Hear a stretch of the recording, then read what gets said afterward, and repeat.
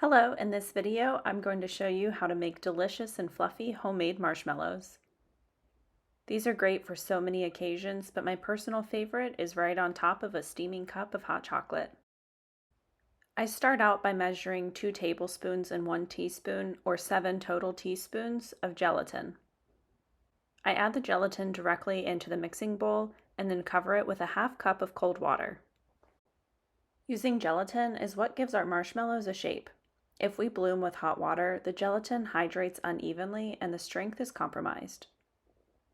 After adding the cold water, I mix the gelatin and water together quickly and then let it bloom or rest for at least 10 minutes. This ensures that the gelatin is completely hydrated before we add in any of the hot sugar. While the gelatin is blooming, we're going to make the hot sugar mix. In a saucepan over medium heat, I add 1.5 cups of sugar, half a cup of water, and 1 cup of light corn syrup. Light corn syrup is an inverted sugar, which will help prevent the heated granulated sugar from crystallizing. Granulated sugar is made from sucrose molecules, and inverted sugars such as corn syrup or honey are glucose or fructose molecules. These types of sugar molecules will prevent the sucrose or the granulated sugar from crystallizing. If our heated syrup was to crystallize, it would severely affect the texture of our marshmallows. If you can't or don't want to use corn syrup, honey or agave could be substituted instead, however it would have an effect on the taste of the marshmallows. Once we have the 3 ingredients added into our sauce pot, we're going to bring the temperature of the syrup up to 240 degrees Fahrenheit. I use a candy thermometer and clip it onto the side of the sauce pot, which will help me keep an eye on exactly how hot this syrup is. As I get closer to 240 degrees, I'll also use my instant read thermometer just to make sure that it doesn't go too hot. This is a personal preference because I've definitely burned sugar in the past, but it's not necessary to use both types of thermometers. We never want to stir the sugar as it's heating up because this actually can cause crystals to form. The boiling action of the heating syrup is all the agitation that it needs to cook evenly. Since the boiling point of water is 212 degrees Fahrenheit and we're heating this up to 240, all of the water eventually will cook off. As it does so, the level in the sauce pot will begin to drop and you'll have some sugar that gets stuck to the edges of the pot. To prevent that sugar from crystallizing, I like to cover the pot with a lid. I'll do this for about a minute at a time and only a couple times while I'm heating up the sugar. The lid causes the steam from the water to condense and then run back down the sides of the pot as water, which washes off any of the sugar crystals that start to form. While that's heating, I work on the flavoring for these marshmallows.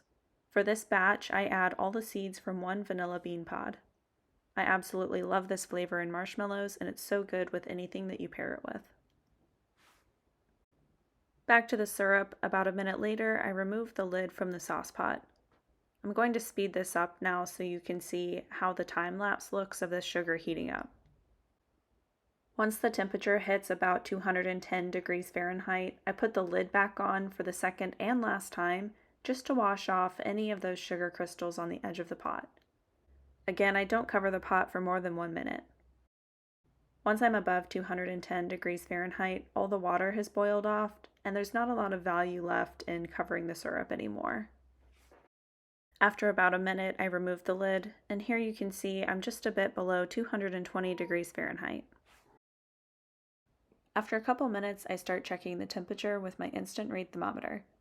I'm careful to make sure that it's not touching the bottom of the pan and that it's centered in the sugar syrup. Once it hits 240 degrees Fahrenheit, I take the sauce pot off of the heat. It took at least 10 minutes for the syrup to reach 240 degrees Fahrenheit. I immediately take the sauce pot over to the mixing bowl. I turn the mixing bowl onto low and then slowly pour the sugar syrup directly into the mixing bowl.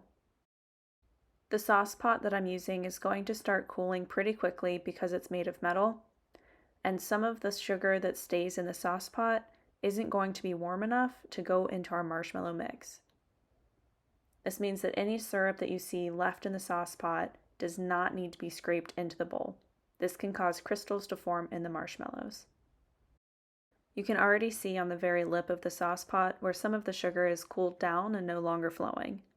This is the type of sugar that we definitely don't want to add into our marshmallows. Once all the syrup is added into the mixing bowl, I turn the speed up to high. I let this mix for 8 to 10 minutes. It's going to triple in volume and become very white and glossy. While the marshmallows are mixing, I prepare the dish that I'll be putting them into to set. I've used a 9x13 baking dish that I've lined with a piece of parchment paper. Then I take a little bit of vegetable oil and just lightly brush that along the parchment paper. This is going to help prevent the marshmallows from sticking after they've set.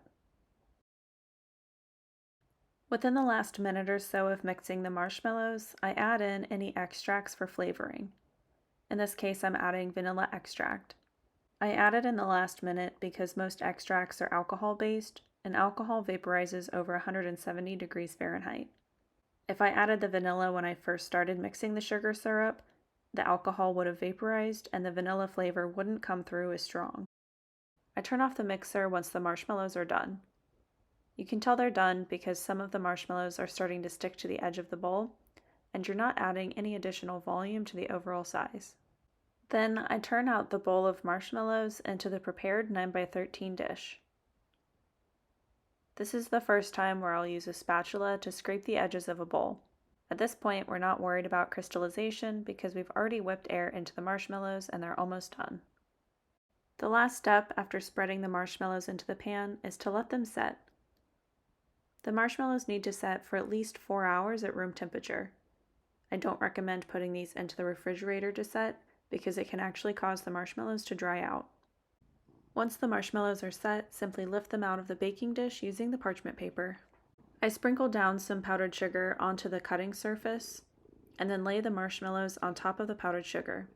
I also spread some of the powdered sugar over the top of the marshmallows. Using the powdered sugar is going to help prevent the marshmallows from sticking to the mat and help prevent our knife from sticking to the marshmallows when we try to cut them. To cut the marshmallows, I put the edge of the knife directly into some powdered sugar and then press it straight down into the marshmallows. I don't slide the knife through the marshmallows because this could cause the marshmallows to tear. Then I dip the knife back into powdered sugar before making the next cut. Here you can see just how soft and fluffy these marshmallows are. I also roll the cut edges of the marshmallows and the powdered sugar to prevent those cut edges from sticking back together. After I cut through all the marshmallows in one direction, I line them back up and cut through in the second direction. Then I pull all the pieces apart. This last part is probably my favorite part of making marshmallows. I pour out a little bit more powdered sugar, toss it on the top of the marshmallows, and then just fluff everything together.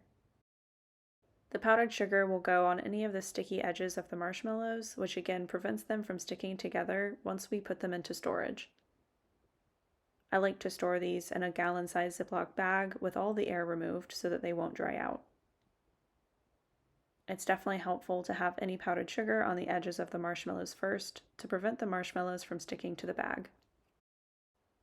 Now you can enjoy your fluffy and delicious homemade marshmallows. Thanks for watching this video on how to make your own marshmallows. Let me know if you have any questions in the comments below, and as always, like and subscribe to see more content.